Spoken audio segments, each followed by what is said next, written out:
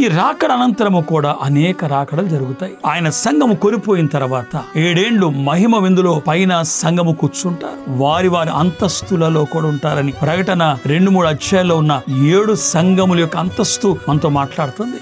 కాబట్టి ప్రకటన గ్రంథములో ఉన్న 7 సంఘములు గమనించండి. 7 సంఘములోంచి సంఘం ఎత్తబడినప్పటికీ 7 అంతస్తులలో వారు కూర్చున్నప్పుడు ప్రభు అక్కడ మహిమ విందులో వారిని పాల్గొనపచేసి వారితో కలిసి ప్రభు విందు చేస్తున్న సమయంలో భూమి మీద ఏం జరుగుతూ ఉంటుందో తెలుసా? 7 ఏండ్లు మహాశ్రమలు జరుగుతాయి. ఈ మహాశ్రమల కాలములో కూడా ప్రభు అనేక రాకడలు ఉంటాయి. ఒక పొలములో పంట కోసిన తర్వాత సజీవంగా ఉన్న సంఘము, పరిశుద్ధుల సంఘము ఎత్తబడిన ఆ పంట కోసిన తర్వాత అన్నట్లు మిగిలిన పంటలో కూడా పరిగి ఏరుకోవడానికి ఎలాగ వెళ్తామో బీదలు, అలాగే ప్రభు ఈ 7 ఏళ్ల కాలములో కూడా మిగిలిన సంఘములో అప్పుడు మార్పు చెందిన వారిని అక్కడక్కడ కొంతమందిని ఆయన ఏరుకొని ఒక ప్రత్యేక స్థలములో ఒలివ కొండలో వారిని భద్రపరుస్తారనే సంగతిని ప్రకటన మనతో మాట్లాడుతుంది.